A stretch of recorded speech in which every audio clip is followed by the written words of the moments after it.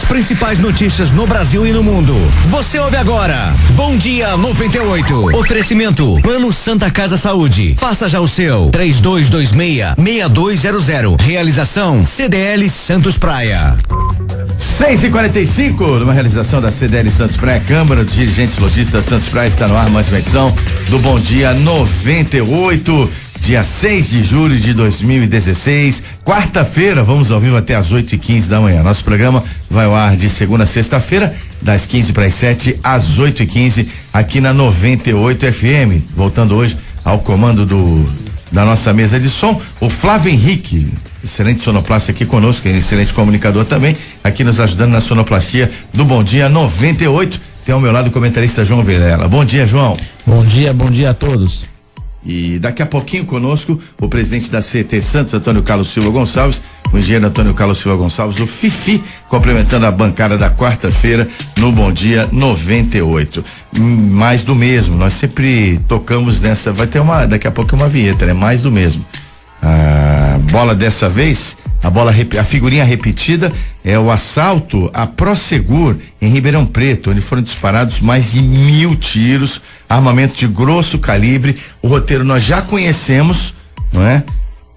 Pelo assalto aqui em Santos, pelo assalto em Campinas, e a Polícia Civil ainda não conseguiu desmontar a ação dessa quadrilha, que pelo modus operandi parece que é o mesmo grupo, João. Se não é o mesmo grupo, age da mesma forma, pelo menos, né? Você vê, teve em Campinas um assalto também a uma empresa de valores, de uma forma também hollywoodiana, diria assim, uma forma, parece filme de Hollywood, que a gente não imaginaria ver isso num país. Depois aqui em Santos, de outra forma também incrível, com morte de policiais rodoviários, com uma fuga incrível subindo a serra, algo que você não conseguiria imaginar, que a polícia não conseguisse deter, mas com calibres de altíssima monta, e até inclusive esse de Ribeirão Preto também, com artilharia antiaérea. Ou seja, se a polícia resolver colocar um helicóptero para seguir, sabe que vai ser derrubado.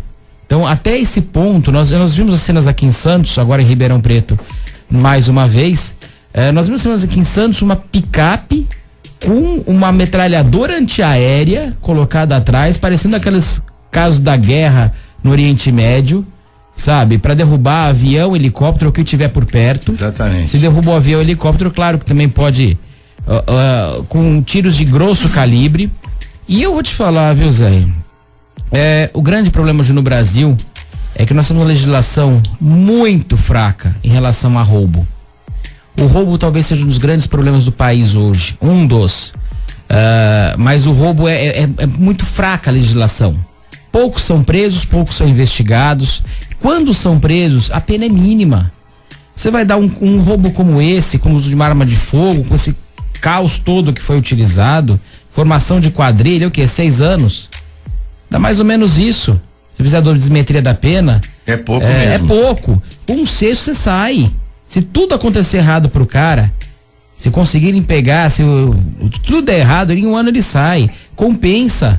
O problema é que no Brasil o crime está compensando ainda por uma legislação extremamente frágil. Essa questão de você ter a progressividade da pena, que você vai pro regime aberto, todo mundo é santo, parece, né? Agora, ainda ontem, o Supremo Tribunal Federal, o Celso de Mello, que eu respeito muito, aliás, todos os ministros que estão ali, os dois que eu mais respeito pelo conhecimento e pela dignidade, o Celso de Mello e a Carmen Lúcia. E o Celso de Mello foi contra o próprio entendimento do próprio Supremo recente, que em segunda instância a pessoa já pode continuar respondendo em liberdade, não precisa ser preso, não foi entendimento há bem pouco tempo.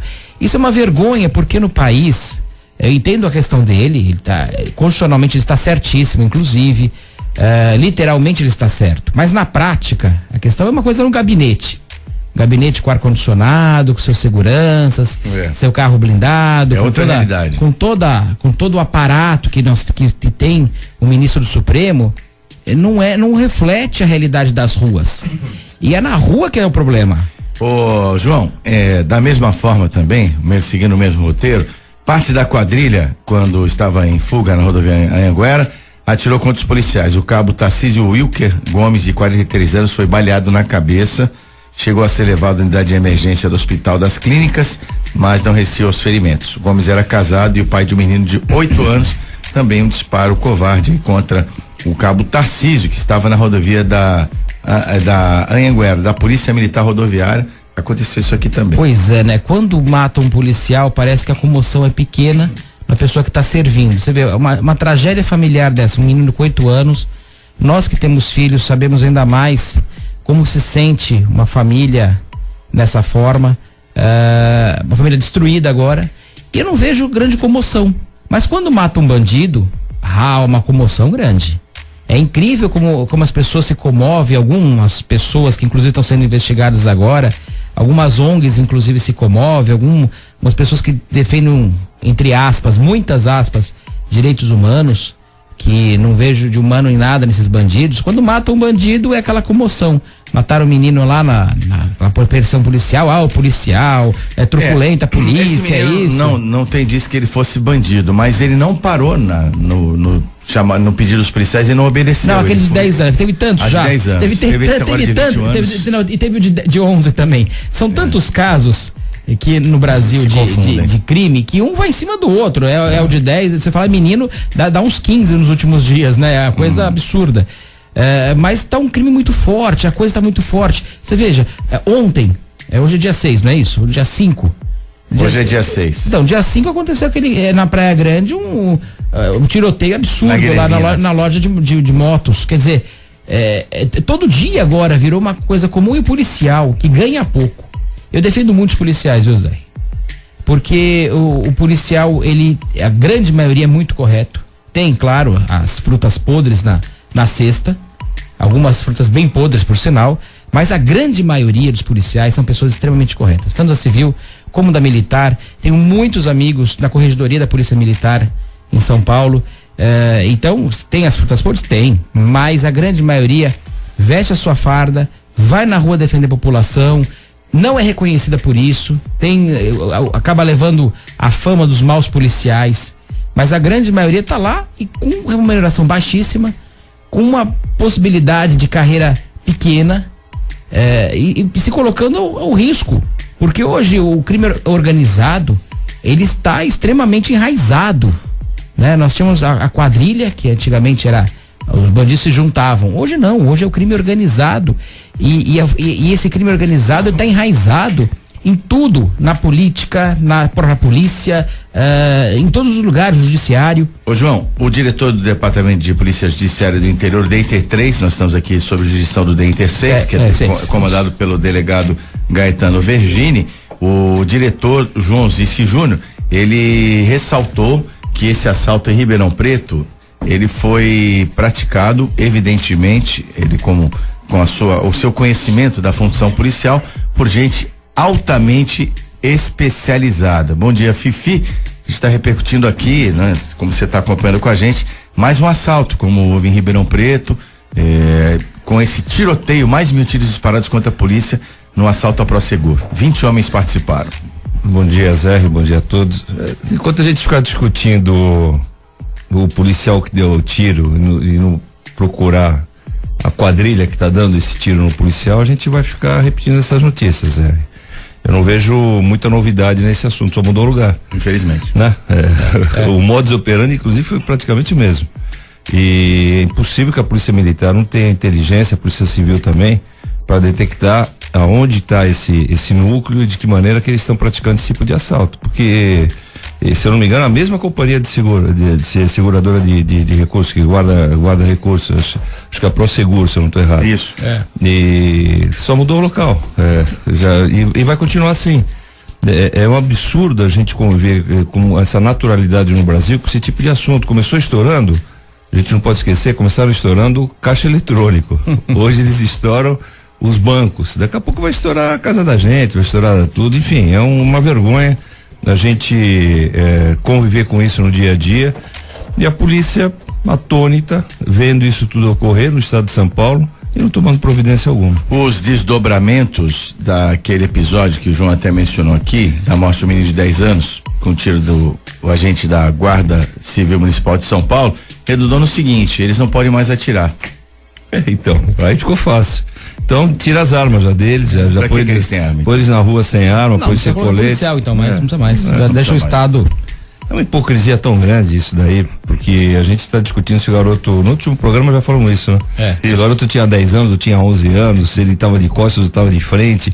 Não é esse o sentido da coisa. Era um garoto que estava roubando um carro, trocou tiro com a polícia, agora já estão falando que plantaram a arma, dão mais ouvido para a família do garoto que não soube cuidar até então, do que pro policial que estava na ação. Dão mais ouvidos pro amigo do garoto que estava roubando o carro também do que pro policial. Enquanto a gente continuar discutindo sexo dos anjos, eu não vejo alternativa. Ou muda-se a lei penal no Brasil e a própria imprensa para de ser tão hipócrita nesse assunto, porque ela estampa manchete de primeira página o tempo inteiro, colocando a idade do garoto, mas não falando do ato do garoto. Queria ver se fosse o filho de um repórter que está fazendo a matéria, o filho de um editor que está pondo essa matéria no ar, se ele teria feito da mesma forma a troca de tiros com o garotinho de 10 anos. Porque o garoto de 10 anos, o Romano ainda falou um negócio no último programa que é verdade. É um cara do mal, o cara que sai nessa idade dando tiro, não é que você tenha que matar. Ah, mas a sociedade tem que cuidar. Então tá bom, então vamos, só que você não faz tudo ao mesmo tempo.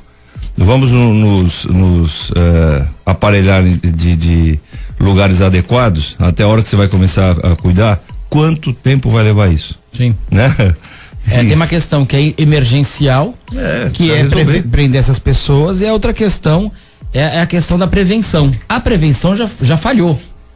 Daquela criança chegar em 10 anos já chegou num ponto que é bandido. E eu tava vendo uma pesquisa, aproveitando essa questão do menino de 10 anos novamente, né?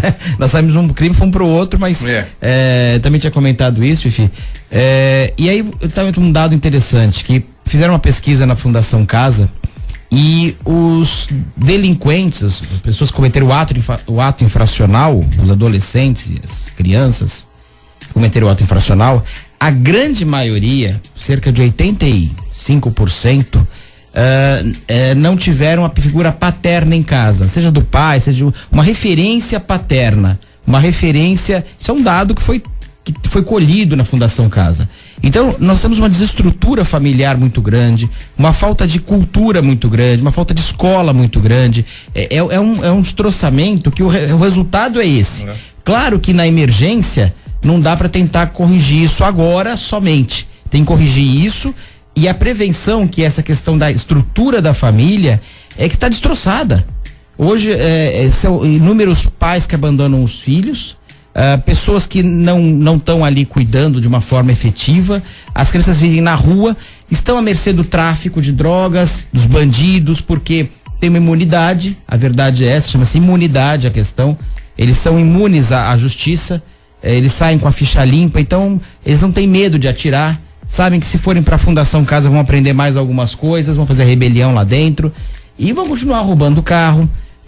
Isso dá um status muito grande para eles, essa forma de agir. Então eles conseguem o que eles querem. Enquanto você vê que o trabalho. E aí outra coisa, outro dado interessante: a grande maioria também são filhos de pessoas que já foram presas ou estão presas. No caso desse garoto era também. isso. Também. Pai e a mãe. Pai e a mãe. Então o exemplo vem de casa, a casa está destruída. Essa é a grande questão no Brasil. Nós vamos repensar o imediato, o urgente, mas temos que pensar o médio e longo prazo também, porque isso vai cada vez mais agravar. Daqui a pouco você vê menino de 5 anos cometendo crime. E ninguém vai se assustar mais, porque a gente se assustava com o de 15, 16, daí passou pro de 14, 13, 11, 10, tem um da Praia Grande que com 8 e 9 anos já estava cometendo crime e já tem uma ficha enorme também, que é um menino conhecido aqui na nossa região por cometer os crimes, e nem pra Fundação Casa vai, porque a Fundação Casa você não vai com 10 anos, então é absurdo. Você pega o caso daquele garoto que matou um médico do Hospital na Costa, um garoto de 16 anos. Que já se esquece, né? Se esquece. E aquele médico que tinha um único filho de 16 anos. E há pouco tempo, eu vi no Facebook, esse garoto, o filho do médico, estava com dificuldade de estudar. Por quê? Porque a única renda que tinha na família dele era o pai. Quer dizer, o outro vai, mata, destrói uma família e fica por isso mesmo. É dessa maneira que a gente vai conviver no Brasil até quando? E os exemplos são péssimos. Você falou uma coisa que é verdade, João. A família desestruturada, ela não dá condição de referência, né? Ao mesmo tempo, um país sem comando não te dá condição de referência alguma. Você vê a confusão que está em Brasília, os caras falando que vão ter o recesso agora em julho. Isso é uma vergonha. Isso é uma vergonha. Eles deveriam ter a dignidade. E aí, direita, esquerda, centro, seja de onde for, importa. Ninguém quer abrir mão desse recesso. Ninguém falou até agora, não, eu vou ficar aqui, eu vou ficar em Brasília. Já foram para as festas de São João no Nordeste? É um absurdo, é uma vergonha. O povo brasileiro é extremamente passivo nesse ponto. A gente vê as coisas acontecerem, comenta-se. E comenta-se aonde? Comenta-se no restaurante, comenta-se em casa, vendo a novela e jantando aquecido nesse frio, mas não se vai pro enfrentamento. Enquanto a gente não for pro enfrentamento, a gente vai continuar reclamando, porque as nossas reclamações, elas são individuais, apesar de o coletivo concordar, mas elas são individuais. Mas aí, Fifi, eu vejo que há uma desesperança. As pessoas, você vê agora, nós estamos perto de uma eleição, as pessoas estão sem esperança. Você conversa com as pessoas, e não estou falando da cidade, não estou falando do estado, não estou falando, é o país inteiro. Perdeu a esperança nos homens públicos. E aí é que começa a coisa a virar. Porque desde as câmaras de vereadores, passando pelas prefeituras, passando pelo estado, há uma desesperança. E coloca-se pessoas muito boas na mesma vala comum. É o que eu estava falando dos policiais aqui agora também, que representam o estado, que são a segurança do estado, e são muitas vezes confrontados e colocados na vala comum como os maus policiais. Por ter maus policiais, se coloca todo mundo. E são grandes vítimas da violência. São as grandes vítimas hoje. Se ele forem antigamente você tinha segurança quando morava um policial na sua rua, quando perto da sua casa tinha uma delegacia, era segurança. Hoje é mais perigoso. Hoje é o contrário, porque o bandido tomou conta. Hoje os bandidos estão no poder há muitos anos. Mas você para pra pensar, João, você tem um filho pequeno, né? Sim. Que país que nós vamos deixar pro teu filho? Essa é a minha preocupação, né? É justamente essa. E aí é uma impotência e um fracasso da nossa geração, porque a nossa geração, de alguma forma, fracassou e foi... Está fracassando. O duro que faltou esperança. Não é que nós fracassamos e estamos melhorando, não, fracassamos e continuamos, né? E estamos coniventes com isso tudo, porque a roda está girando e a gente continua com os mesmos hábitos. Você mesmo falou agora e tem razão. Nós temos uma eleição esse ano que o povo está totalmente desestimulado. E eu acho que isso vai se refletir na abstenção das urnas. Sim. Nos votos nulos, nos votos em branco. É uma falta de esperança muito grande. Só que isso não resolve. Não, tem que ser o contrário. Isso não resolve. E dessa maneira a gente não consegue reverter esse caso. Eu não vejo, sinceramente, uma reversão de situação na esfera federal para os municípios. Eu vejo o contrário. Eu vejo um município que comece a se organizar, porque você começa num núcleo menor, comece a se organizar e a partir dessa organização, esse município começa a potencializar nos vizinhos, isso vai crescendo. Como exemplo, porque imaginar que de Brasília vai vir alguma luz branca que vai pegar a cabeça de todos nós, tá longe dessa luz, só se for um avião caindo. Essa questão de segurança, Fifi, eu fico preocupado, porque é justamente um problema que vários países já passaram. Você pega Miami nos Estados Unidos, nos anos 70 e 80, era uma criminalidade só, e tinha um problema com o tráfico de drogas fortíssimo e uma criminalidade muito grande. Nova York, a gente sabe que nos anos 80, certos lugares você não poderia ir, nem de dia, nem de noite. E mudou. Por quê? Porque no grande problema que eu vejo no Brasil também, é que a nossa legislação penal, ela é centralizada em Brasília. E depende dessas pessoas. Ela é privativa da União, do Congresso Nacional. Só que ela não é exclusiva, ela poderia ser delegada para os estados. Sim. E até para grandes áreas de município até um certo limite. Tem razão, porque são realidades diferentes, são comportamentos diferentes. Justamente, e você acaba errando de uma vez central, você erra para tudo. E se você tivesse disponível, é só disponibilizar, a Constituição permite, disponibilizar para os estados que façam sua própria lei penal, é possível. Como é nos Estados Unidos. Você vê, Nova York resolveu com o quê? Com um prefeito, que foi o Rodolfo Giuliani, que conseguiu fazer uma lei que não pode ser feita aqui. Não há prefeito que possa fazer isso aqui, mesmo que ele queira. Sim, é da tolerância zero. Exatamente. Tolerância zero. Então, assim, o cara que pichava o muro ia preso nem que seja 6 horas, mas ele vai preso, ele tem uma sanção, ele tem uma penalização com dignidade, não é que o cara vai ser jogado numa masmorra, mas ele já aprende uma lição. E é isso que nós estamos não tendo aqui no Brasil. Eu acho que o grande problema da nossa Constituição e do nosso Congresso Nacional é isso. Ele comanda tudo. E a gente sabe que tem que ser descentralizado isso tudo de uma forma mais coerente. Hoje não é desejável essa política de tolerância zero? É difícil de você colocar em prática, mas eu entendo, eu pergunto se a sociedade está preparada para isso, para ser parada e não se revoltar e dizer assim, você sabe o que você está falando? Vai prender bandido. Então isso é um pacto, todos nós vamos participar dessa política. Claro, mas o pequeno delito que vai se cometer o grande. Zé, mas a sociedade nunca está preparada para nada. Qualquer hábito que você mude, a sociedade é resistente. Ocorre que no momento que a sociedade começa a ver uma devolução, uma devolutiva naquilo que está sendo feito, o que está acontecendo com o setor público, infelizmente, tem uma dificuldade grande de dar alguma coisa em troca do que ele se propõe a fazer, principalmente nessa área da segurança. Enquanto isso continuar, se você, por exemplo, se você é abordado por um policial com esse quadro que está aí, é uma reação espontânea, errada, mas espontânea. Pô, vem em cima de mim e os caras estão roubando. Só que se você começa a ver um tratamento igual para todos e solução, o que a gente precisa é de solução. Não dá mais pra gente, ninguém é criança, todo mundo sabe exatamente como deveria ser o país para você ter um bom relacionamento, uma boa convivência. Hoje em dia você tem uma informática que te permite ter informações do mundo inteiro. Com rapidez, instantâneo, e não dá mais pra gente conviver dessa maneira. É que nós, brasileiros, de alguma forma, nos acomodamos e nos acostumamos com essa situação. Agora, você sair da sua casa e não ter a certeza que você vai virar a esquina e vai estar livre de alguma situação, que você pode portar algum objeto de valor que não vai ser assaltado, isso é uma vergonha. Você ter que andar, as mulheres terem que andar no carro com a bolsa do ladrão, isso é uma vergonha. E a gente continua convivendo. Sabe o que acontece com o brasileiro? E aí é típico de um país que não passou por uma grande crise. O Brasil não passou por uma grande crise, ele passa por uma crise constante, que para nós é enorme, mas não foi um terremoto, não foi um furacão, não foi um atentado, não foi nada nesse sentido. A nossa crise ela é moral, a nossa crise é de segurança, de comportamento. E aí a gente vai se adaptando. A gente não pode esquecer, por exemplo, a rádio fica no Gonzaga. Eu com 16 anos eu morava na Vila Matias e mudei pro Gonzaga. Os prédios do Gonzaga todos não tinham grade, tampouco portão. Os jardins eram abertos e ninguém entrava na área do prédio, porque não era teu, você não morava ali, você ia entrar ali por quê? Então não existia isso, existia um respeito.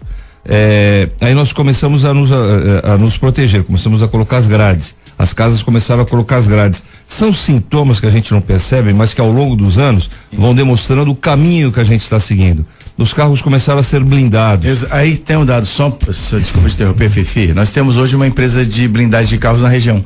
Então, vai exatamente nesse sentido que você colocou. Os carros começaram a ser blindados, a gente está se protegendo, só que tem um limite disso aí. Você não consegue mais andar na rua. Daqui a pouco a gente vai estar andando, João, como anda a polícia militar, com colete.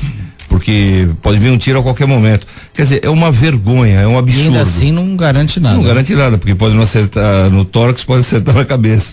Então são situações que a gente está se adequando a uma falta de segurança. É o que está ocorrendo no Brasil. Você imaginava, só desculpa, Zé, rapidamente, nos anos 80 alguém atirar contra um policial, ou nos anos 70? Inadmissível. Era algo assim que chocaria qualquer lugar no país. Hoje é uma coisa comum.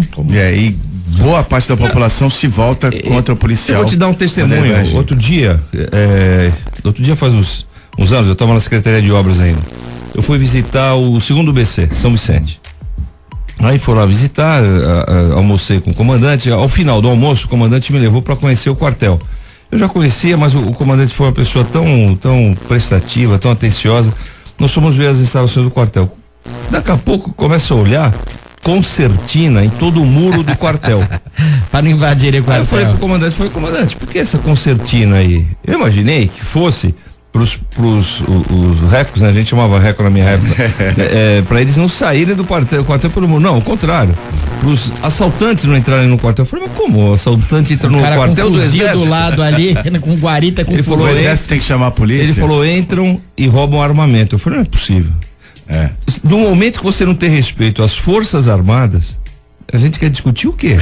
Discutir o cara que tá na rua sendo assaltado nesse momento? Não tem como. Não vai ter como. Tem que parar de alguma maneira com isso, né? 7h10 é o Bom Dia 98, aliás, começamos aí com o crime de Ribeirão Preto, enveredou pela questão da violência, debate muito consistente aqui, entabulado pelos nossos comentaristas, João Vilela e o Antônio Carlos Silva Gonçalves, o Fifi, e você pode participar também do nosso programa. O WhatsApp é o 997829970, telefone 3284-1100. E agora vamos falar de Praia Grande, mantida a quebra dos sigilos bancário e fiscal de Alberto Mourão. A sexta turma do STJ manteve por unanimidade as quebras dos sigilos bancário e fiscal do prefeito de Praia Grande, Alberto Mourão, do PSDB, decretadas pela 15ª Câmara Criminal do TJ São Paulo. A iniciativa é referente à representação criminal promovida pelo Ministério Público, que apura desvio de valores do BNDES repassados ao município para projetos de urbanização. A ação também envolve a Mourão Construtora e Incorporadora. No decorrer das investigações, que envolveram até escutas telefônicas realizadas por agentes federais, surgiram indícios de crimes federais, sendo o processo enviado para a Justiça. O Ministério Público da Esfera Federal também denunciou o prefeito pelos crimes previstos nos artigos 312, peculato, e 317, corrupção passiva do Código Penal. Tá aí, o prefeito Mourão não conseguiu se livrar dessa demanda da Justiça. Pois é engraçado, peculato, né? As pessoas falam, o que é peculato? Peculato é apropriação indébita do agente público, de quem tem a posse de um bem imóvel ou dinheiro, particular ou público. O interessante é isso, o agente público pode ter a posse de um bem particular ou público, e isso é peculato. O interessante da palavra, você fala peculato, o que é peculato? Peculato vem do latim pecus, que vem da mesma origem de pecuária, quer dizer gado. Você imagina, peculato quer dizer gado. Na realidade, é tão antigo, você vê como eu estou dizendo que como o crime é antigo, que é da época que não existia o dinheiro. Dá essa explicação contra a Friboi, né? Pois é, sei que você está dizendo, Zé. Não vamos tão longe. Olha, não é tão simples, a etimologia não é tão simples. Tá simples aí, tá bem próximo o negócio. Mas você vê, vem da época que não havia dinheiro, e o gado é que era o bem, que era a moeda de troca. Então você vê, o gado, como o boi, a ovelha, o porco, era moeda de troca. E o peculato era quando essas pessoas que não havia o dinheiro ainda, que tinham a posse, tinham o governo, tinham o Estado, eles retiravam esses bens que eram, ou seja, sumiam com o gado. Vem dessa época, você imagina o tempo que tem isso. Então, é o grande problema, é uma coisa que da humanidade sempre vai ter, sempre teve, sempre vai ter, mas a questão é a punição e a rapidez da justiça. A justiça no Brasil é uma piada em termos de demora, a grande maioria dos casos. Quando são casos que de repercussão, até anda razoavelmente rápido.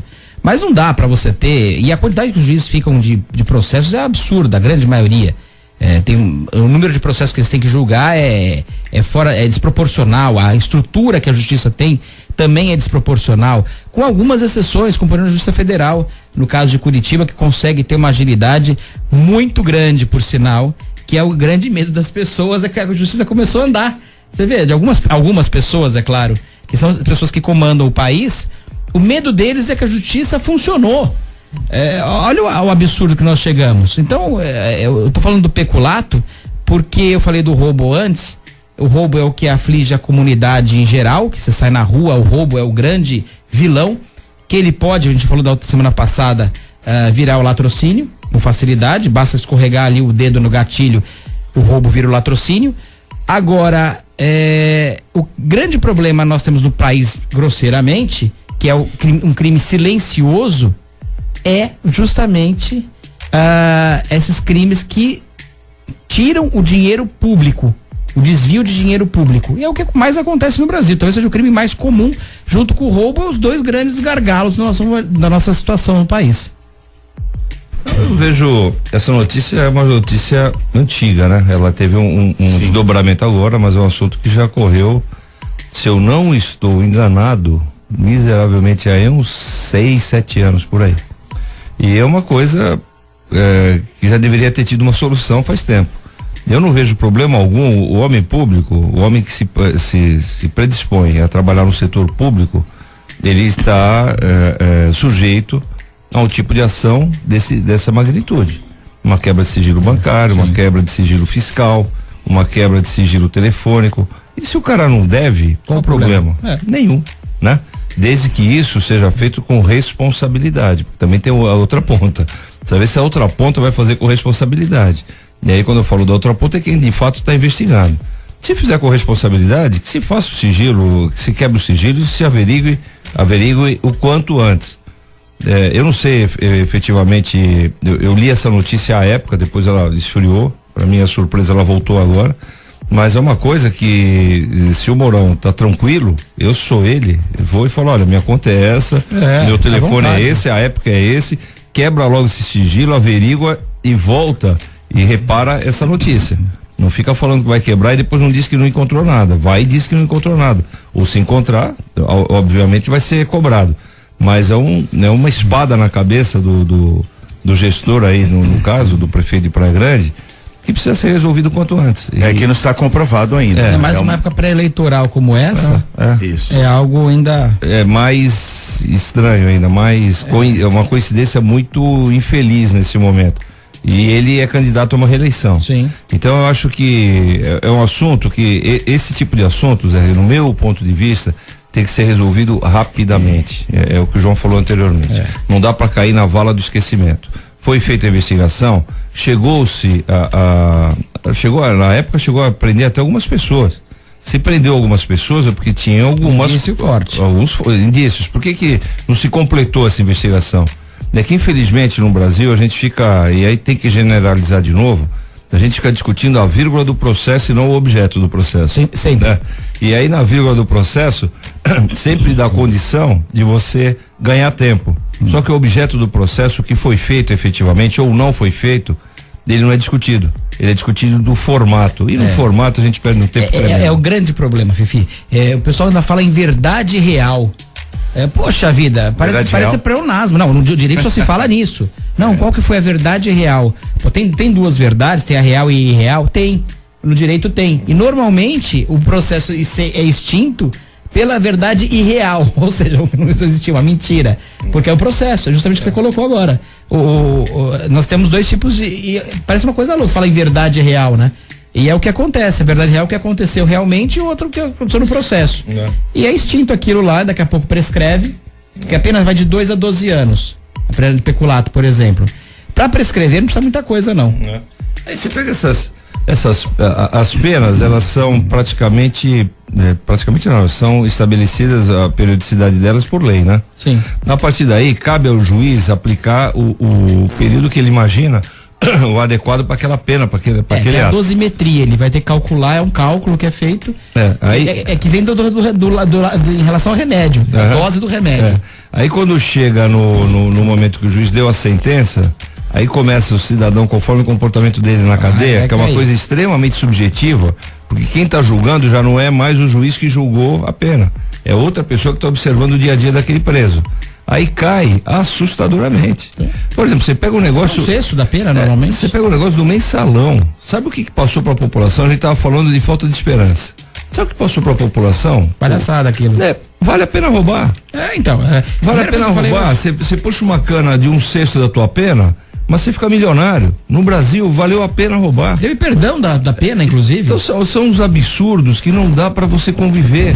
Se fez um estardalhaço, se pegou os caras roubando o país, os caras que comandam o país. Isso daí não tem. Ele tem perdão da maneira que a foi falta feito. Da punibilidade. E o perdão, ele foi muito aquém do que era a pena dele. E outro, mesmo cara agora, eu estou me referindo agora já ao Zé Dirceu, o mesmo cara agora está em outro assunto e está em outra cana. Ele é cliente já. Então, você chega à conclusão, aí você pega um cara humilde, e aí eu vou levar pro extremo, eu sei que o crime não é dessa maneira, mas pega um cara humilde, que está com dificuldade na família dele, e vai na rua e assalta para dar comida pros filhos. Esse cara tá perdido. Porque ele não tem advogado, ele não tem ninguém para cuidar dele, ele vai puxar cano o tempo inteiro. Se ele levou uma laranjinha e o juiz falar que aquela laranja lá são 10 anos, ele vai puxar 10 anos de cana. Agora o outro que levou milhões e milhões. E nomeou um laranja, né? E nomeou um laranja. Esse pode fazer o que ele quiser, porque ele tá tranquilo. Ele tem dinheiro para pagar o advogado. Tem que pagar o advogado e ele prepara o crime com grandes assessores em volta dele, né? Então ele quando ele comete o crime, aquilo é premeditado com uma frieza e com uma técnica muito grande. Então ele já sabe o que vai acontecer, provavelmente, ele já tem todo um contato, então é diferente. Você pega o caso do Maluf. Sim. O Maluf é o caso mais emblemático do Brasil, apesar que perto desse pessoal que governou o país nos últimos anos, ele é aprendiz de feiticeiro, mas sim. É o caso mais emblemático. O cara ficou o tempo inteiro com o processo, ele não é prefeito de São Paulo há quanto tempo? Ele tem processo da época da Copa do Mundo de 70. Já naquela época já se falava do Maluf. Sim. E o cara tá livre. Mas é a maldição, né? Ele falou assim: se o Celso Pita não for um bom prefeito, nunca mais votem em mim. Acho que o pessoal obedeceu, né? Aí você pega qual país que votaram. Qual país qual país que ele mais e continuam votando, porque ele é deputado federal. Exatamente, muito bem votado. Qual país que ele mais lesou? O Brasil. Aí ele teve algumas ações fora do Brasil. No mundo inteiro ele não pode sair. A Interpol prende ele. Se ele sair do Brasil e for pro Paraguai, ele é preso. No Brasil ele pode. Quer dizer, que país que a gente tá vivendo? Olha, o Marcelo Manga, nosso ouvinte, ele faz a seguinte colocação: antigamente, andar sem aliança era encrenca na certa com a esposa. Hoje em dia, minha própria esposa pede para não usar para não ser assaltado. Tem as coisas boas. Então fica aqui um alerta, prestação de serviço. É recomendável sair sem aliança, né? Que é muito perigoso. A gente tem que sair pelado daqui a pouco, porque eu levar mais roupa, levam perigoso tênis, do que levam em casa. todo. A bronca é maior. Olha, Zé, só para encerrar minha participação nos negócios de segurança, mas não dá para não comentar. Foi patético essa semana a gente ver o prefeito do Rio de Janeiro com a Olimpíada chegando, os caras chegando, desembarcando no Brasil, e o prefeito falando que não tem mais jeito o Rio de Janeiro, o governador não falando nada, e os policiais do Rio de Janeiro no aeroporto internacional do Rio de Janeiro com faixas em inglês dizendo bem-vindos ao inferno. Bem-vindos ao inferno. É patético isso. Realmente. Pra ter a cereja do bolo, aquela televisão alemã que teve todos os equipamentos roubados. Pois é. Quer dizer, que imagem. Pelo menos foram recuperados, né? Mas peraí, pô. Não tem pelo menos. Eles Você consegue imaginar uma Olimpíada na Alemanha? Que o equipamento que foi roubado da TV brasileira? Você não consegue imaginar isso. Verdade. Não, e outra, os caras estão preocupados com atentados de terrorismo. Não precisa. Não precisa, já tem. O prefeito do Rio de Janeiro ontem deu uma entrevista falando terrorismo no Rio. Não vai ter de jeito nenhum. Não é que não vai ter, já está tendo. Pra diariamente está tendo. O Estado Islâmico vai querer criar uma tragédia onde já tem a tragédia. Pelo menos o ministro ministro da Justiça, o Alexandre Moraes colocou que sim, é o risco real. É óbvio, mas pelo menos ele teve a sensibilidade de não negar o inegável, né?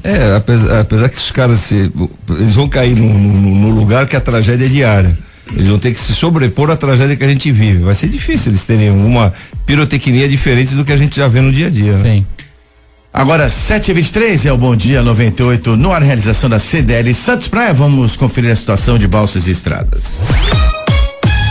Balsas e estradas.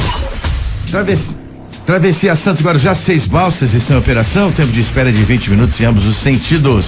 Travessia Guarujá Betioga, 1 balsa em operação, tempo de espera de 30 minutos em ambos os lados. Travessia São Sebastião e Ilhabela, 2 balsas em operação nesse momento, tempo de espera de 25 minutos, tanto do lado de São Sebastião quanto do lado de Ilhabela. Na Anchieta Imigrantes, sistema Anchieta Imigrantes, operação 5x5 em andamento. A pista norte da Anchieta, que opera em direção a São Paulo, está bloqueada para obras, o quilômetro 40, o quilômetro 55. A previsão de liberação é em 10 minutos. Já na entrada de São Paulo, a lentidão entre os quilômetros 13 e quilômetro 10 por excesso de veículos. Vamos contemplar mais uma vez o nosso ouvinte aqui no Bom Dia 98. É o César do Gonzaga, César que é taxista. Fifi, ótimo ter falado de devolutiva. Quando irão atender o pedido dos taxistas para coibir o transporte clandestino em nossa cidade? O Poder Executivo vai esperar acontecer incidentes violentos como em outras cidades, São Paulo, Rio de Janeiro, Curitiba? Ressalto que sou contra essas atitudes. A pressa do Executivo não é a mesma que a nossa na resolução desse problema latente. Então, César, eu acho que as categorias elas têm representatividade, tem entidades que as representam. Houve uma reunião, e aí eu acho que é interessante, em vez da gente ficar reclamando, a gente se inteirar do que está acontecendo com a nossa categoria. Houve uma reunião semana passada com todas as cooperativas e associações de táxis com a CT, e ficou marcado para hoje às 3h na sede da CET uma reunião com a Secretaria de Finanças, CET e essas categorias representadas dos taxistas. Para quê? Para que a Secretaria de Finanças efetivamente faça, juntamente com a CET, uma fiscalização nesse transporte coletivo que está crescendo no município de Santos. Eu não estou nem falando de Uber, estou falando de transporte coletivo fora Uber. E uma outra reunião está marcada com a Polícia Militar para que a gente discuta a fiscalização do Uber, porque a CET sozinha não consegue fiscalizar o Uber. E aí, quando a gente cobra do Poder Executivo ou Legislativo, é interessante que a gente saiba o que efetivamente está acontecendo. Já está acontecendo alguma coisa. Se você quiser participar, é só procurar os sindicatos dos taxistas ou associações e cooperativas dos taxistas, que essas reuniões vêm ocorrendo, e hoje às 15h tem uma nova rodada de negociações para a estratégia de fiscalização desse serviço clandestino no município de Santos. Bom, vamos em frente. Você que quiser participar conosco, fique à vontade. Os canais de comunicação aqui do Bom Dia 98 estão à sua disposição. WhatsApp 99782-9970, telefone 3284-1100. E agora vamos falar da Churrascaria Tertúlia. Churrascaria Tertúlia conosco diariamente, é sempre uma delícia, né? Você poder almoçar na Churrascaria Tertúlia, rodízio de carnes nobres com toda a qualidade possível. A escolha das carnes é feita diariamente, produtos frescos de excelente procedência. O controle de qualidade de todos os departamentos da Tertúlia é uma realidade. Você pode ir lá ver a limpeza que eles trabalham nos bastidores lá, que eu chamo lá da Churrascaria Tertúlia, são grandes, viu? As câmaras frigoríficas, a conservação dos produtos realmente é sensacional. Além do time de garçons experientes, sempre pronto para te atender da melhor maneira possível, supervisionado pelos maîtres, muito competentes, todos há muito tempo na casa, né? Tem um padrão de atendimento da Tertúlia que o Fernando faz questão de manter para você ter sempre o melhor. O rodízio hoje, almoço e jantar, R$54,90. É assim de segunda a sexta-feira, exceto sábados, domingos, feriados e datas especiais, R$79,90. É a Churrascaria Tertúlia, sempre à sua disposição para momentos agradáveis. Bartolomeu de Guzmão 187, telefone 3261-1641. O Bom Dia 98 para um pequeno intervalo, voltamos já já. Você está ouvindo Bom Dia 98. Oferecimento Plano Santa Casa Saúde. Faça já o seu 3226-6200. Você está ouvindo Bom Dia 98. Oferecimento Plano Santa Casa Saúde. Faça já o seu 3226-6200.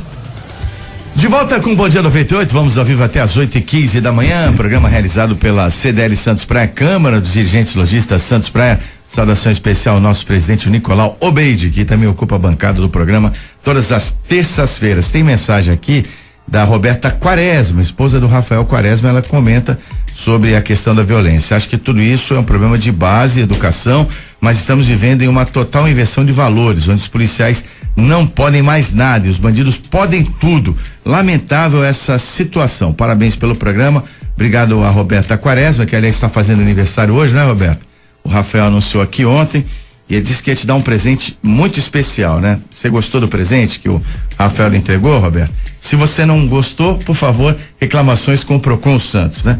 Tô brincando com você, Roberto. Parabéns aí, muitas felicidades para você, ok? E obrigado pela colocação muito precisa que vai ao encontro do que expressaram os nossos comentaristas aqui na bancada do Bom Dia 98, que agora aborda o cenário nacional. Giro Nacional. Giro Nacional fala do presidente do Senado, Renan Calheiros, diz que lei contra abuso de autoridades está gagá. É uma lei de 1965 em pleno regime militar e será votada uma nova lei nesse sentido. O que é interessante, realmente tem abuso de autoridades, questão toda, mas é uma discussão programada em relação ao que aconteceu com o Lula. Isso tudo vem ao encontro do que aconteceu com o caso do Lula. É que ele tá louco da vida com o Moro, porque é aquela questão de expor as conversas dele com a Dilma, de ter a condução coercitiva dele. Isso tudo vem justamente derivado disso. Então ele tá plantando isso tudo de uma forma bem interessante para poder pegar o Moro. Diz que quer coibir a carteirada. Sim, também concordo com Coibir carteirada. Então, só que nós estamos numa época que não deveria se mexer nisso. Exatamente. O que eu penso? Uma mensagem subliminar que veio atrás disso. Pensei no nome Sérgio Moro. Exatamente. Se você for desenrolando essa matéria, esse vai novelo, sair lá. Vai chegar lá, nessa coisa das escutas, que a defesa do Lula a gente vai debater também, pediu o impedimento do Sérgio Moro para julgar por causa da liberação dos áudios com a presidente Dilma. Uma e tal. coisa tem a ver com a outra. Exatamente. Então, ele está justificando como que aconteceu no Rio de Janeiro, em que o juiz entrou com uma ação contra a agente de trânsito, ela estava certa e o juiz conseguiu já condenar ela em segunda instância, né? Mas não tem nada a ver uma coisa com a outra. Então, ele está se referindo a esses casos para atuar em benefício próprio. Não é? E de pessoas que têm problemas como ele com a justiça. Eu entendo assim, desculpa interromper. Não, mas é isso, exatamente isso. O caso do Rio de Janeiro foi um grande absurdo, sem dúvida nenhuma. Agora, não é exatamente esse o problema. Ali no Rio de Janeiro, o que parece que foi um grande absurdo, o juiz tem que ser o primeiro a dar exemplo, sem dúvida nenhuma. É uma questão mais corporativa. É mais uma questão dos tribunais, acabam protegendo bastante entre si. Eles se protegem bastante também. Vê o caso dos jornalistas lá no Paraná, que aconteceu lá em Curitiba e no Paraná todo, aquela questão que eles começaram a contar quanto ganhava, que é um direito da República, a transparência. Começaram a contar quanto ganhava um promotor e quanto ganhava o juiz, eles foram em cima deles e eles se complicaram. Então a questão não é exatamente essa, é realmente a questão do caso do Lula, pode ter certeza disso. Sabe o que é interessante? A gente fica discutindo de novo o formato e a gente não discute a produtividade, né? Porque se a gente tivesse uma legislação mais plena, mais ágil, mais simples, mas que definitivamente ela resolvesse as situações, talvez a gente pudesse ter uma condição diferenciada tanto de judiciário quanto de promotoria pública, enfim. Essa questão de coibir ou não a ação das autoridades nesse momento, eu acho que a gente deveria sim, e eu vou falar um negócio que é extremamente polêmico, mas a gente deveria sim pegar como referência a época do regime militar, porque a gente não vai resolver o país com rosas, não vai ser dessa maneira. A gente não vai resolver esse país com, por favor, dá licença, porque parte da população não está agindo dessa maneira. Parte da população, enquanto você pede, por favor, não faça isso, o cara dá um tiro na tua cabeça e te mata. Então não dá pra gente restringir a ação das autoridades nesse momento. E aí cabe às autoridades saberem efetivamente qual é ou quais são as suas funções. Não utilizarem do cargo para tentarem ter vantagens. Por exemplo, a conversa do Lula com a Dilma, ela é uma conversa da presidente da República com o ex-presidente da República, se ela fosse normal. Da forma que ela estava sendo feita naquele momento, era de uma formação de quadrilha. Sim. Ela só era a presidente, mas o comportamento dela não era de presidente. Então por que essa conversa não poderia ser utilizada contra o que eles estavam programando? Eles estavam programando um golpe no Brasil. E o golpe qual era? Colocar o Lula de ministro. Então, isso não pode, é o que a gente falou anteriormente, João. A gente fica discutindo a vírgula e não discute o objeto. Exatamente. O objeto era o seguinte: vamos dar um passa-moleque em todo mundo, você entra pra cá, pega o papel no aeroporto que eu tô mandando um motoboy pra ir. Foi isso que foi. O áudio é claro. Foi isso que foi dito. Agora a gente tá discutindo, não, mas espera, não poderia ter grampeado a Dilma porque ela é presidente da República. Grampearam ele. Não, tudo bem. Grampearam ele, ela veio junto. Ela foi o brinde, né? Sim, ela foi o combo. Pega o Lula e vem a Dilma, é o combo que McDonald's. Então é uma situação que não dá pra gente conviver mais. O foro privilegiado não é para isso. O foro privilegiado é para numa ação administrativa bem intencionada. Se houver um dolo ou um erro, ele tem um julgamento diferenciado, ponto. E aí, Fifi, é uma coisa interessante que a gente chama de foro privilegiado, todo mundo chama de foro, e não é esse nome. É foro por prerrogativa de função. Sim. Ou seja, tem que ser por causa da função. E tem que ser motivada pela função, né? Aí você pega uma outra coisa, João, que é interessante. todos os políticos querem ser julgados pelo Supremo. Por quê, né? Porque o Moro condenou 105 e o Supremo não condenou ninguém. Por quê? Então, é uma situação tão esdrúxula, tão ridícula. Esse pessoal tá levando Você escolheu o juiz.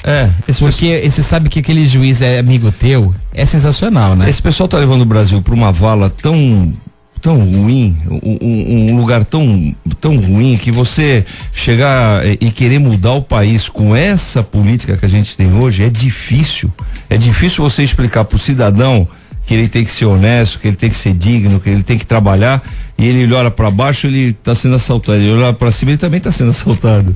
Ele só não é assaltado quando ele tá dentro da casa dele. Também. Não, também é.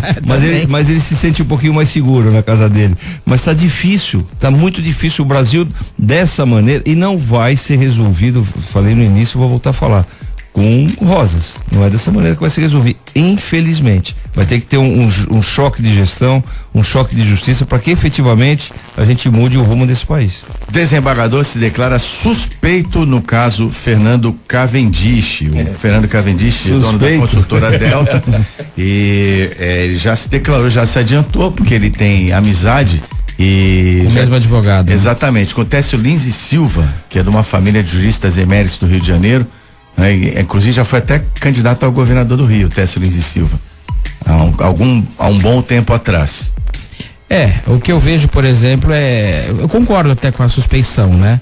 O juiz tem que se declarar suspeito porque ele tem amizade com, é advogado dele, inclusive, para outros casos. Esse mesmo juiz, ele utilizou desse advogado para um caso próprio dele, uma questão junto a um tribunal de justiça.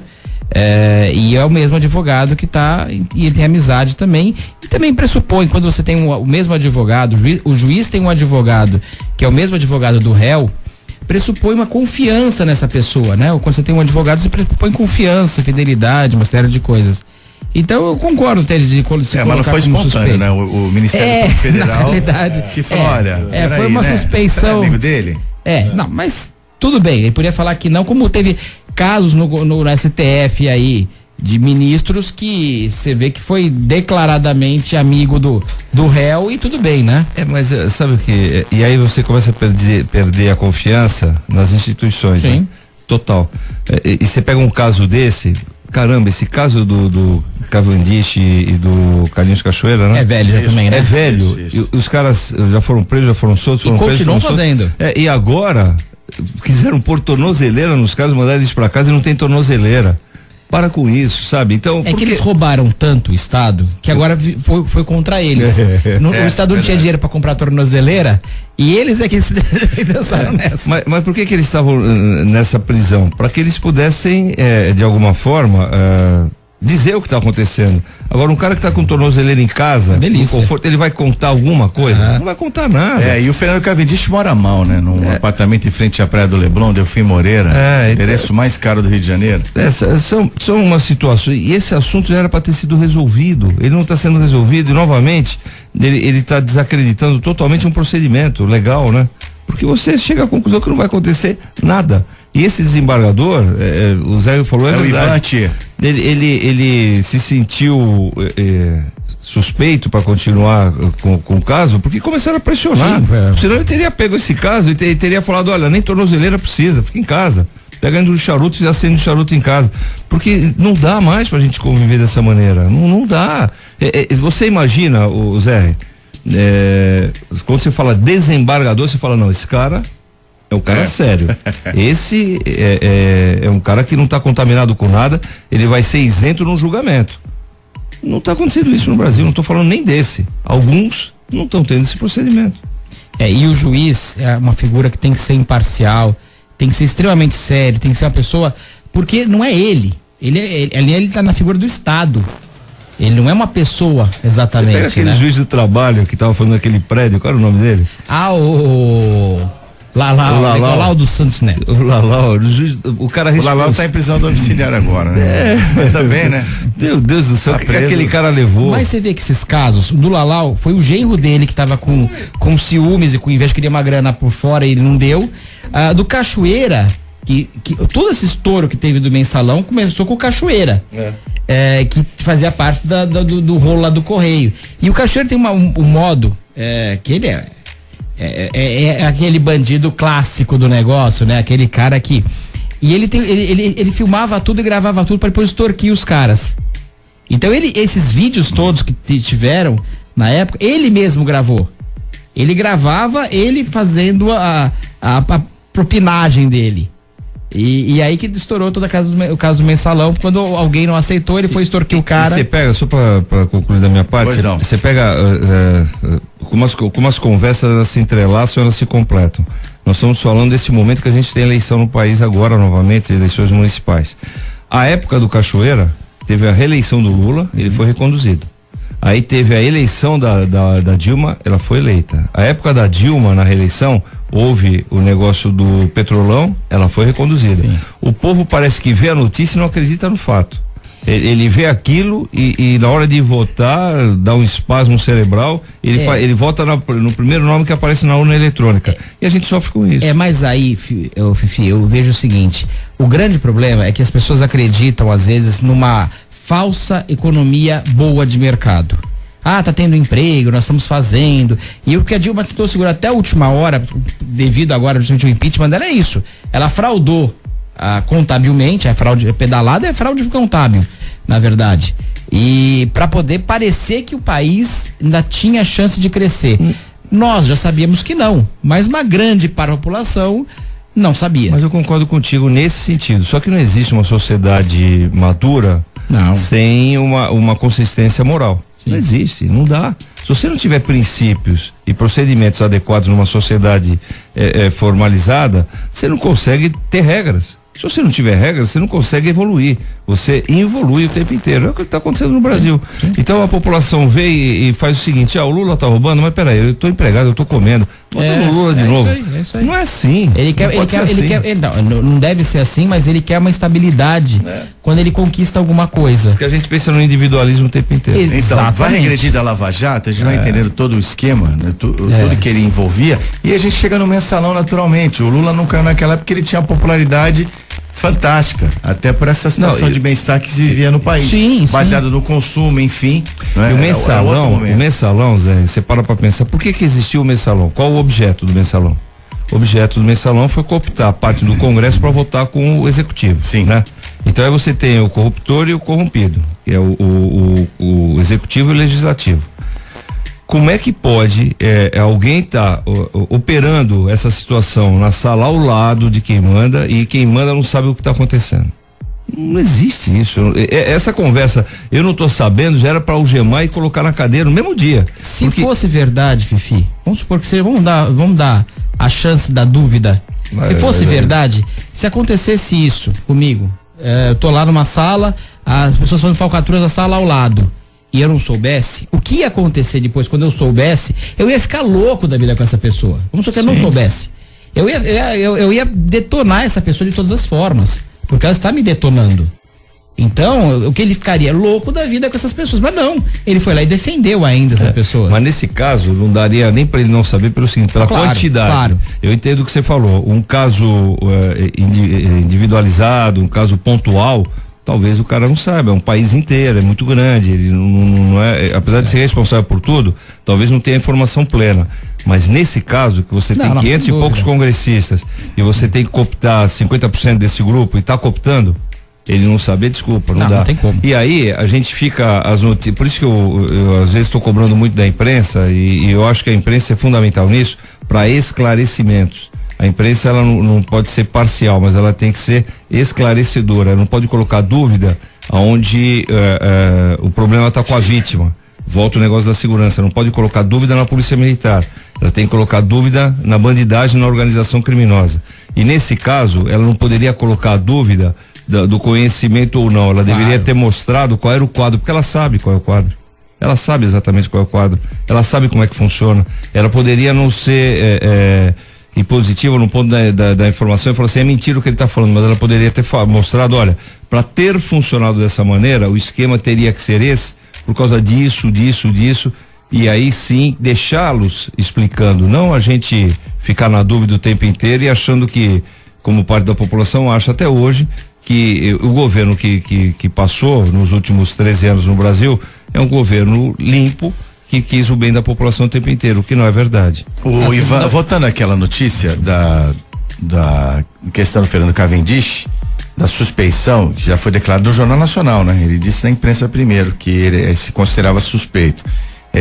O Ivan Tchê foi responsável pela conversão dos mandatos de prisão preventiva, não só ao Cavendish, mas também ao Carlinhos Cachoeiro e os outros 3 acusados, para prisão domiciliar, como já foi dito aqui, eles não estão em casa por conta das tornozeleiras e eles devem perder esse benefício por conta dessa declaração de suspeição sendo acatada pela justiça.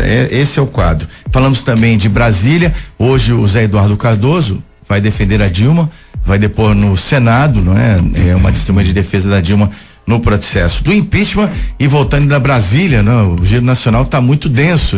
Não, mas é porque eles criaram uma roda, não é, de influência que a gente não consegue fugir disso. São vários elos, como por exemplo, o Ronaldo Fonseca, deputado Ronaldo Fonseca, que é o relator do recurso do Eduardo Cunha na Comissão de Constituição e Justiça, vai ler o relatório hoje, não quis declarar o voto, que ele já entregou com atraso, né, com a anuência do deputado Osmar Serralho, né, que comanda a comissão, já entregou ontem com atraso, com meia hora ainda além do prazo combinado, e vai ler hoje. Ele quer que o país, não quer que o país saiba, ele quer se justificar, não quer que o país conheça o voto dele na letra fria da lei. Pois é, né? Às vezes a gente esquece, tudo isso que acontece é porque não tem um respeito. Vai ser na letra quente, uma palavra só.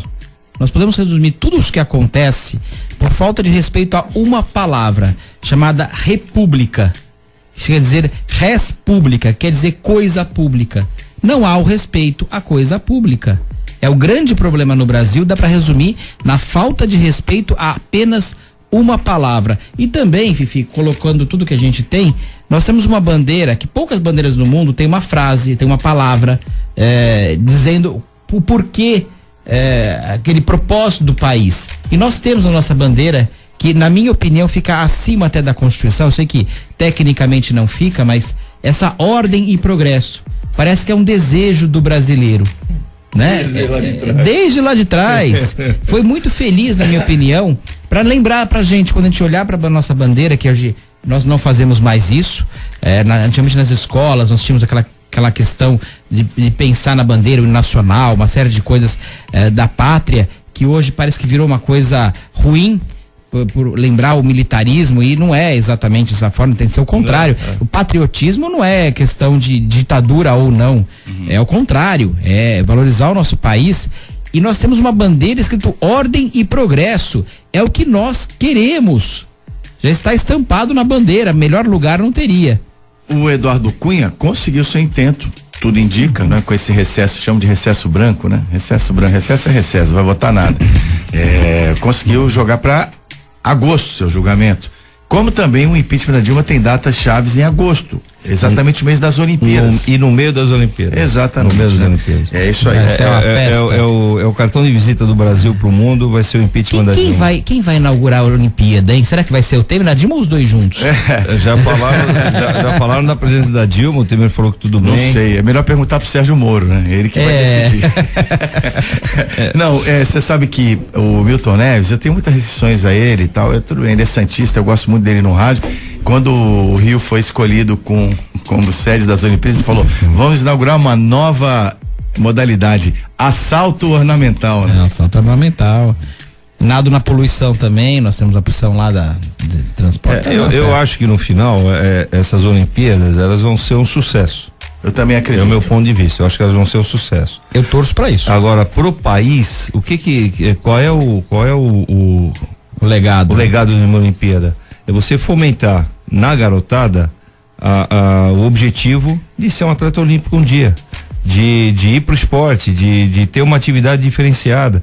E esse legado, a gente está perdendo essa oportunidade, porque a gente está discutindo tanto absurdo que está ocorrendo no Rio de Janeiro, que a gente está perdendo a oportunidade de discutir de que maneira que a gente poderia estar inserindo nas escolas, na garotada, formando novas gerações, com o objetivo do espírito olímpico. Eu acho que o maior legado de uma Olimpíada é esse.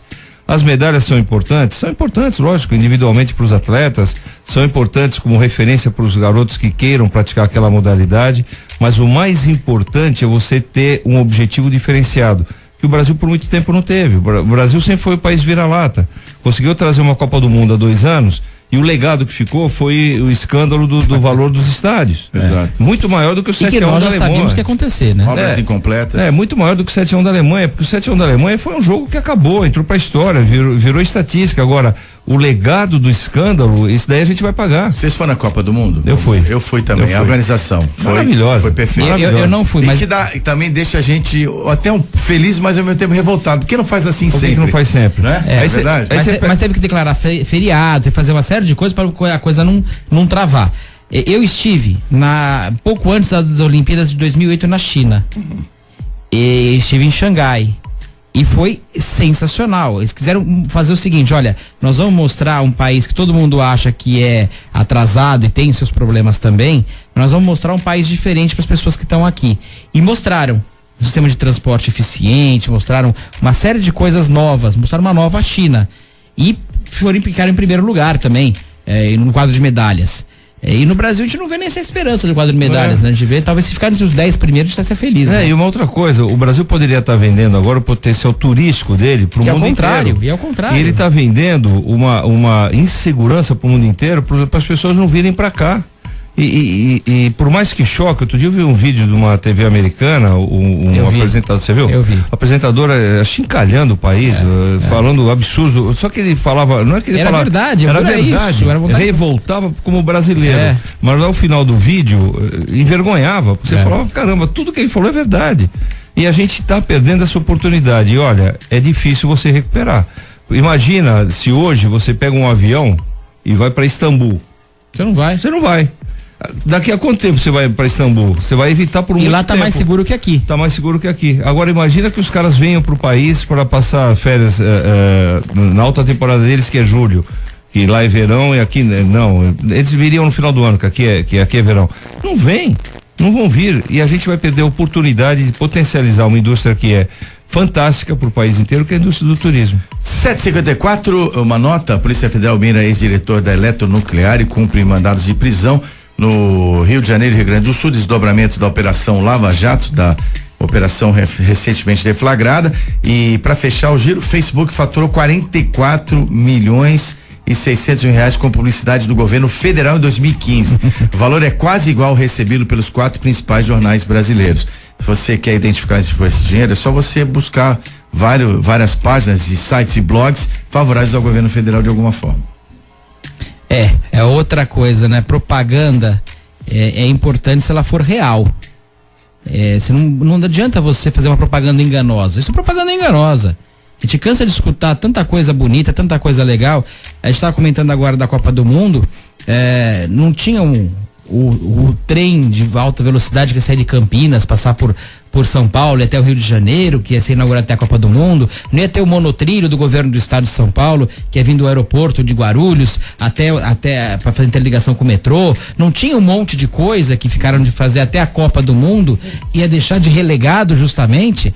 O que deixou de legado foram estádios superfaturados. O Maracanã, que era para custar 600 milhões, custou 1,2 bilhão, pela Odebrecht, pela OAS, por essas grandes construtoras, e agora nós sabemos por que custou tudo isso.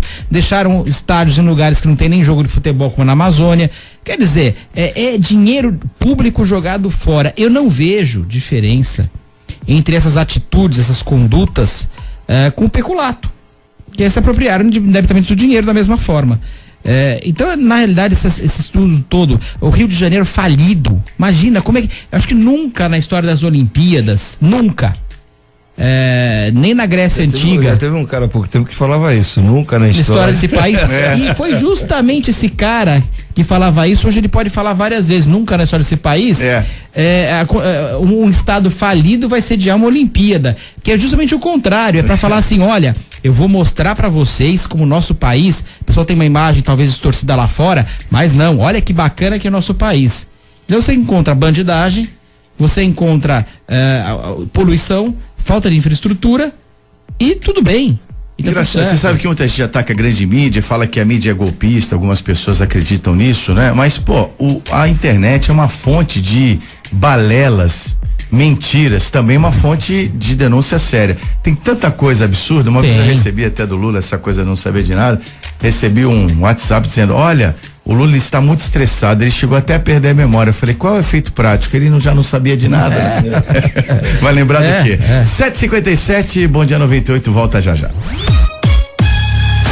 Você está ouvindo Bom Dia 98. Oferecimento Plano Santa Casa Saúde. Faça já o seu 3226-6200. Você está ouvindo Bom Dia 98. Oferecimento Plano Santa Casa Saúde. Faça já o seu 3226-6200. 8h01, Bom Dia 98 até as 8h15 aqui na 98 FM, realização da CDL Santos Praia, Câmara Dirigentes Lojistas Santos Praia, Black Jaw Choperia. A partir de hoje, quer dizer, de terça-feira em diante, às 18 horas, você tem a Black Jaw pro seu happy hour, pro seu momento agradável. E hoje, quarta-feira, tem uma diferença, né? De quarta a domingo tem música ao vivo lá na Black Jaw, com as melhores bandas da Baixada. Consulte a programação no site blackjaw.com.br. Conheça o cardápio com novas opções para você. Agora que o frio diminuiu um pouquinho, ainda vale aquele chopp, né? Quem é amante de uma cervejinha, um choppinho, não tá nem aí pro frio, né? Tem aquela caneca 40 graus negativos, especialidade da Black Jaw, mas tem a carta de vinhos. Você pode fazer um encontro com uma pessoa que você está conhecendo, você pode fazer uma festa, pode curtir com os amigos. A Black Jaw é o ambiente perfeito ali no Mendes Convention Center, inclusive com estacionamento gratuito para os clientes. Vá à Black Jaw Choperia, que além disso tem opções veganas e light e muitas novidades, um ambiente fantástico. A Black Jaw Choperia fica na Francisco Glicério 206, como eu já disse, no Mendes Convention Center. Informações e reservas 3228-7570. Temos algumas questões aqui dos nossos ouvintes, né, pelo WhatsApp, mas antes eu gostaria que o Fifi comentasse sobre a reunião de ontem, tem a Décio Procon lá na sede da CT, correto, Fifi? Para tratar da questão das soluções para a longa espera das filas das balsas na travessia Santos-Guarujá. Então, foi uma reunião que ocorreu anteontem, né? Hoje é quarta, na segunda-feira. Perdão, foi segunda-feira. Na segunda-feira. E com a presença de promotores de justiça de Santos, o doutor Ézio e o doutor Sandro, e promotor de justiça do Guarujá, o doutor Eloy, e foi chamada pelo Procon Santos, pelo Rafael Quaresma. O objetivo da reunião era tratar, e com a presença de duas advogadas da DERSA, o objetivo da reunião era tratar dessa questão da fila da balsa. O Ministério Público do Guarujá conseguiu colocar uma punição pro atraso da fila da balsa. Se você ficasse mais de 20 minutos na fila, que a DERSA tivesse uma punição pelo tempo que você está perdendo. Ocorre que houve, eu não sei se o termo exato seria esse, mas houve uma suspensão dessa ação e não tem mais como ser aplicada essa multa neste momento.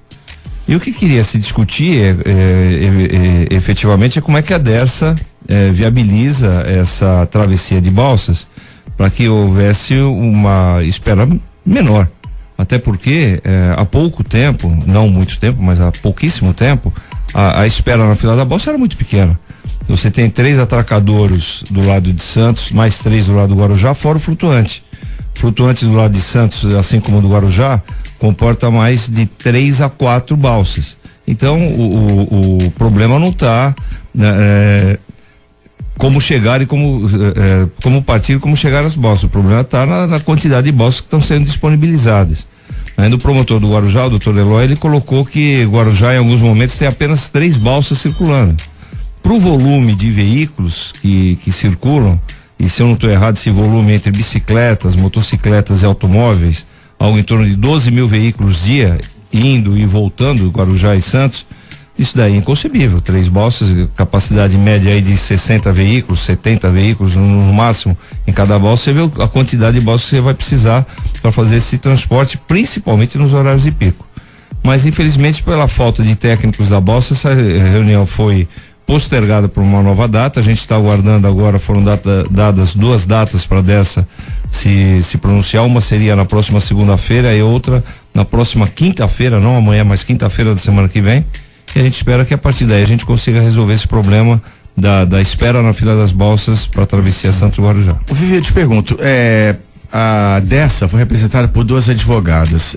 Não teria que ter alguém da parte técnica, algum especialista nessa questão técnica para agilizar esse processo? Eu entendo que sim. O argumento é que eles, quando viram que era a reunião com o Ministério Público, mandaram os advogados.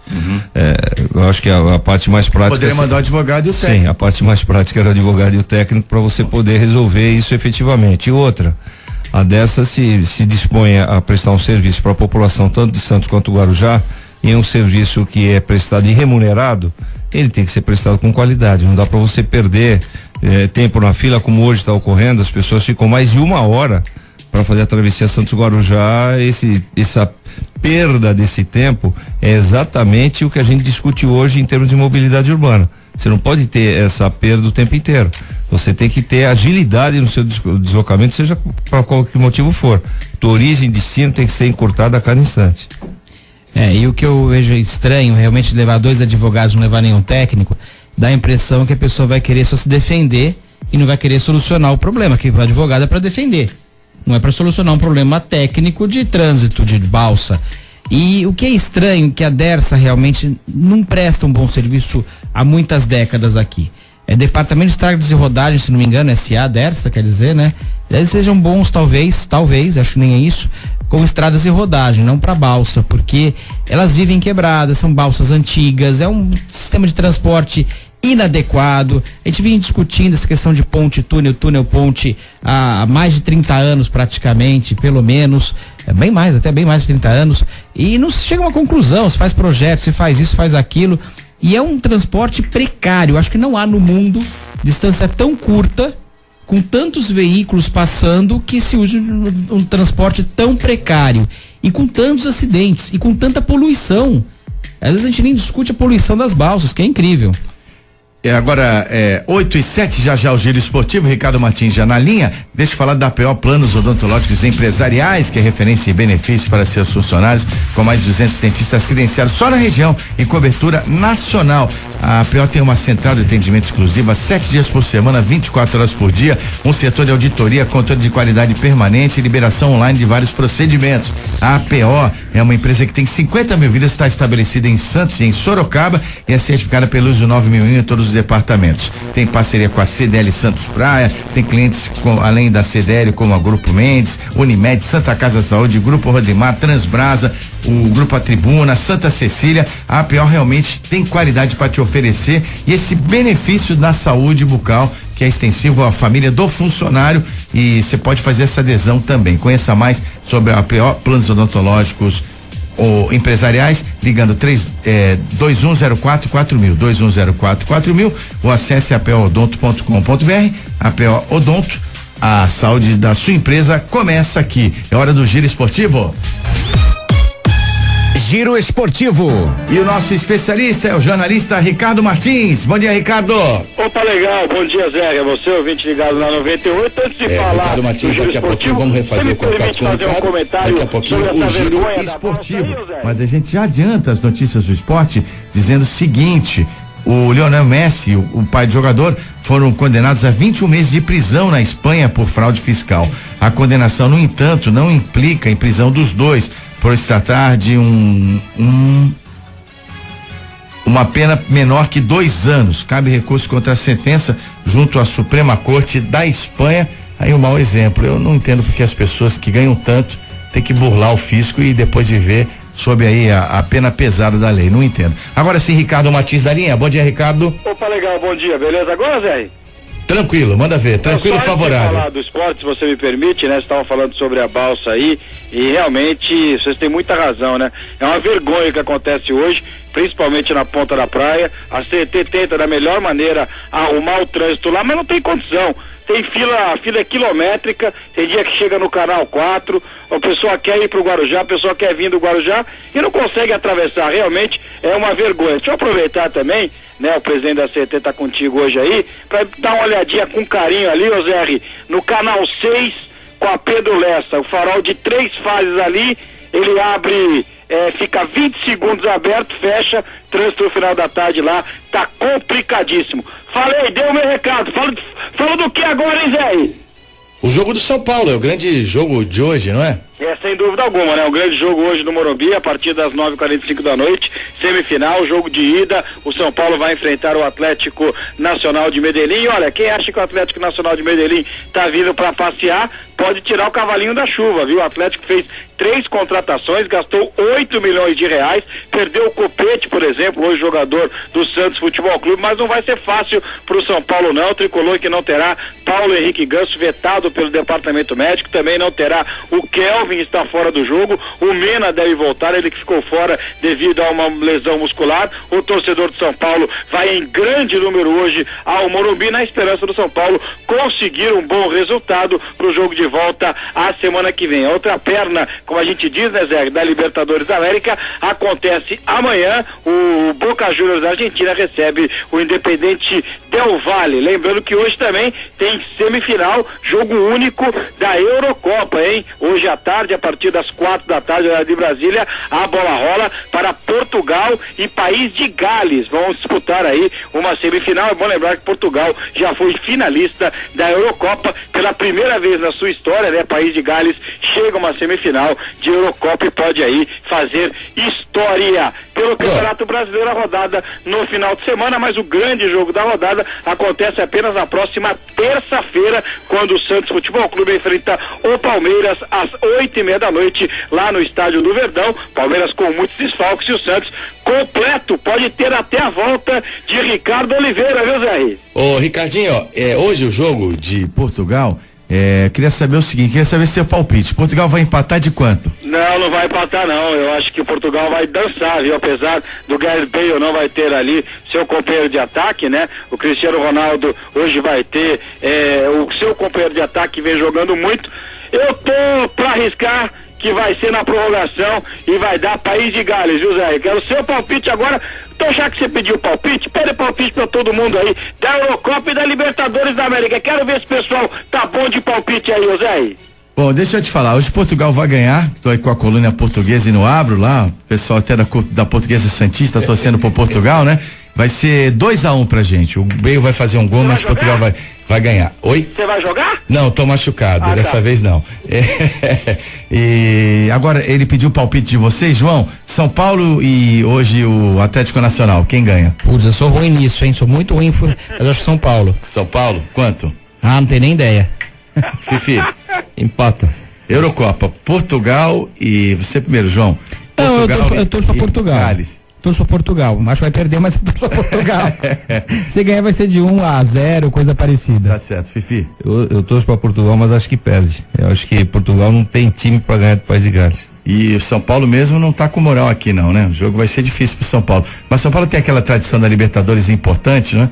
Então, é por aí, Ricardo. Pô, obrigado pela participação. E você vai fazer o jogo hoje lá do Morumbi? Eu tô indo pra São Paulo, hoje é aquele dia de reunião geral lá na TV Record, os últimos ajustes para a Olimpíada, que tá chegando aí, né, Zé? Tá chegando aí, vocês falaram sobre a Olimpíada e eu concordo muito com vocês, né? Infelizmente, o Brasil perde uma grande oportunidade em muitos aspectos, principalmente no turismo. A gente tá indo para São Paulo, depois da TV Record, a gente vai lá pro Morumbi. Fifi, dá uma olhadinha lá pra mim no canal 6 com a Pedro Lessa, hein? Eu falei de futebol, falei de esportes aqui na 98, para Armazém 26, materiais elétricos, hidráulicos e limpeza, no centro de Santos, hein? Ligue pra gente, faça seu pedido, 3221-3396.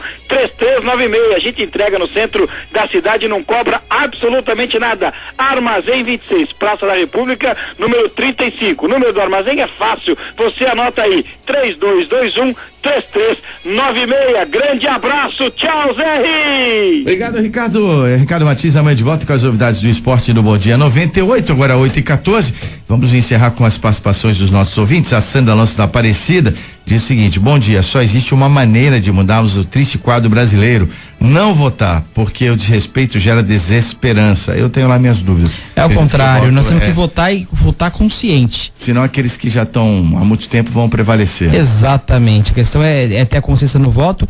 E as pessoas também têm atitudes positivas para a mudança, né? Frank Rabelo diz o seguinte: por que as tornozeleiras não são custeadas pela pessoa que usa? Eu vou mais além. Por que o custo do preço não é custeado por ele mesmo, por conta do seu trabalho, né? Precisamos de uma mudança constitucional. Porque o artigo 5º é cláusula pétrea, diz que o trabalho não pode ser forçado. É um grande absurdo isso aí. Mas se a gente não trabalhar, não é forçado, mas se não trabalhar, vai pagar as contas como? Mas o obrigatório não é, né? É verdade.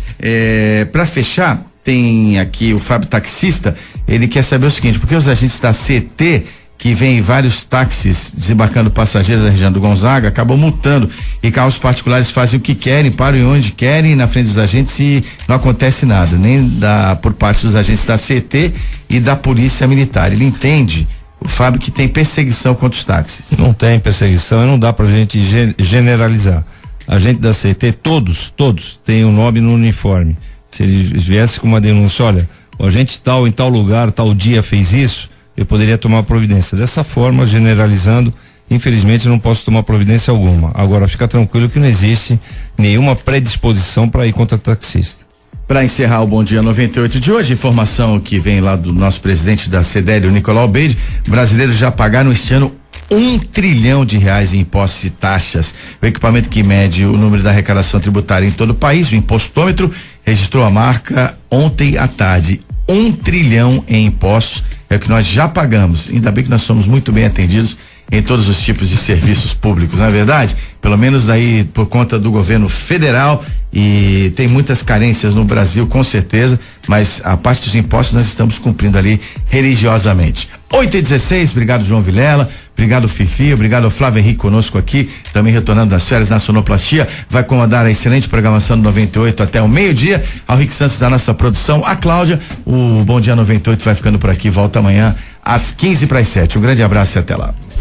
Tudo o que acontece no Brasil e no mundo. Você ouviu Bom Dia 98. Oferecimento Plano Santa Casa Saúde. Faça já o seu. 3226-6200. Realização CDL Santos Praia.